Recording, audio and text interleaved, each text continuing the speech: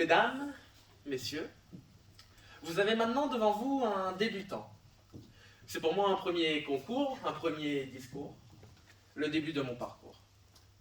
Mais malgré mon manque d'expérience et mon adolescence, j'essaierai de m'exprimer avec cohérence. Allons droit au but. Inutile de passer par 4 chemins, vu qu'il n'y en a qu'un qui m'aidera à marquer des points.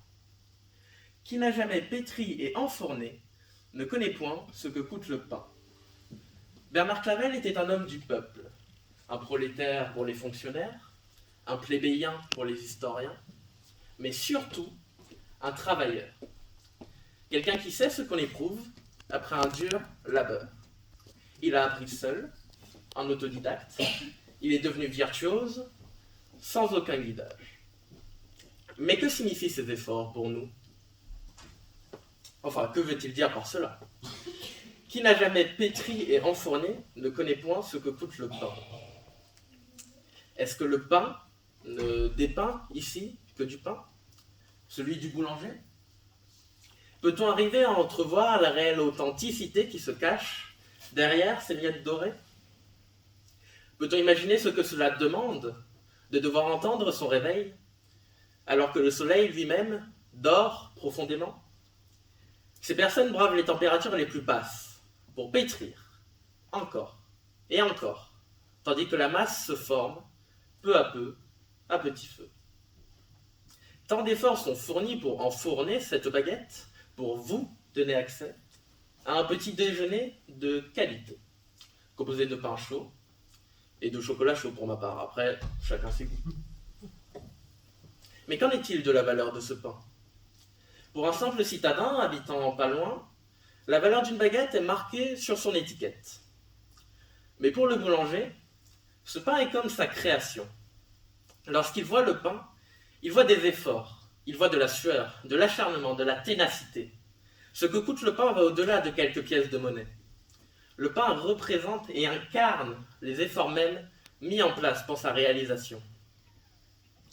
Mais que signifient ces efforts pour nous?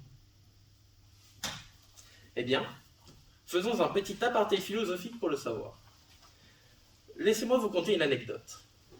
Quand j'étais petit, même si je ne l'ai jamais été, il y avait un vendeur de jouets. Sur la vitrine du magasin était collée une affiche. Cette affiche nous incitait à faire des dons, soit d'argent, soit de jouets. Moi, j'avais très envie de faire un don. Je me suis donc retrouvé face à ces deux choix. Enfin, deux choix, pas vraiment. N'ayant que 9 ans à cette époque, je n'avais pas de valeur sur le marché, et donc pas d'argent.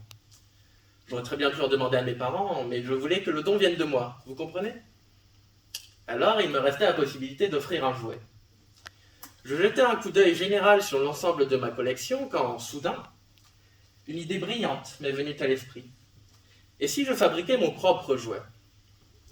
Pour en revenir à notre histoire du pain, je prends ici comme support un jouet, mais bien sûr, cela ne correspond pas à tout le monde. L'important ici n'est pas le support, mais souvenez-vous du dernier objectif que vous avez essayé d'atteindre. Souvenez-vous des efforts que cela vous a demandé, du temps que vous y avez consacré, des sensations que vous avez vécues une fois ce résultat atteint. L'important n'est pas ce que l'objet devient, mais ce qu'il nous fait devenir.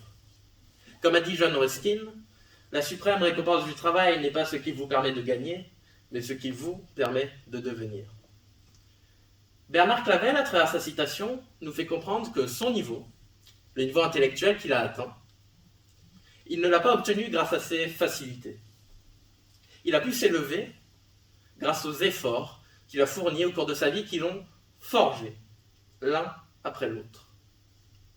C'est comme ça qu'il a cherché et atteint son objectif, sans aucun guidage. Cela est bien différent des gens de notre âge. De nos jours, on cherche sans but, sans volonté, sans effort. Mais c'est quoi chercher exactement? Vous pouvez chercher dans le dictionnaire si vous le voulez, même si je l'ai déjà fait. Chercher, c'est rechercher. C'est investiguer, explorer, fouiller, fureter, parcourir un lieu, faire des efforts pour trouver ou retrouver quelque chose de quelqu'un qui se trouve dans un endroit inconnu ou oublié. Cette définition a l'air très compliquée au premier abord, alors concentrons-nous sur une seule partie. Faire des efforts. C'est là qu'est la clé. On ne trouve pas si on ne cherche pas. Et pourtant, aujourd'hui, tout le monde cherche, mais sans faire d'efforts. On cherche le bonheur, on cherche la réussite, on cherche à être différent, à ne pas être placé dans des cases, alors que la seule case qui nous entoure est celle que nous tenons dans nos mains. Ce petit pavé droit que nous appelons téléphone dicte nos journées. Exemple, vous êtes étudiant et avez envie de bonheur? Déjà, bonne chance, mais très bien. Allongez-vous sur votre lit et parcourez jusqu'à 2h du matin des vidéos sur les réseaux sociaux. Inutile de penser à votre manuel de maths qui vous attend sur votre bureau depuis 2 semaines. Le téléphone a une calculatrice, à quoi bon faire des maths? Vous avez envie de devenir une meilleure version de vous-même? Écoutez ce podcast de Pierre, 25 ans, coach en développement personnel depuis 2 jours. Il connaît tous les secrets qui vous permettront de vous émanciper. Et, comme il est sympa, il a tout rassemblé sur une feuille A4. Un petit virement de 200 € et elle est à vous. Pas convaincu? Et c'est normal. On ne cherche plus à accomplir quoi que ce soit. Qui peut affirmer, sans crainte, que passer des nuits entières sur TikTok ait été la meilleure chose qui leur soit jamais arrivée dans leur vie? Qui n'a jamais pétri et enfourné ne connaît point ce que coûte le pain. Notre devoir, selon moi, est de savoir que on ne reconnaît plus la vraie valeur de la vie. On ne se donne plus les moyens d'obtenir ce que nous voulons. Mais cette attitude de paresseux n'est pas ce qui nous donnera la clé qui ouvre la porte de nos opportunités. Un but atteint n'a aucune saveur, aucune valeur, s'il n'est pas obtenu à la suite d'un dur labeur.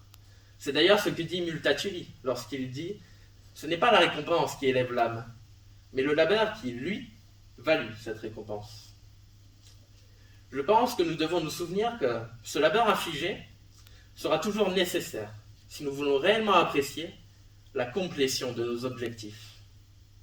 C'est grâce à cette pensée que j'ai pu, à 9 ans, construire ce jouet et le donner à ce vendeur. Voilà, c'est donc la fin de mon discours, pas de mon parcours, je l'espère. Merci de m'avoir écouté, même si ma diction n'était pas au rendez-vous. Il s'avère que les bagues, lorsqu'elles ne sont pas au doigt, deviennent un handicap pour maintenir l'intensité du fil du discours. Pour finir, je n'aurai qu'une chose à dire. Si jamais vous vous sentez découragé, que vous ne comprenez plus pourquoi vous faites vos actions, et que la motivation vous quitte peu à peu, souvenez-vous que qui n'a jamais pétri et enfourné ne connaît point ce que coûte le pain. Merci.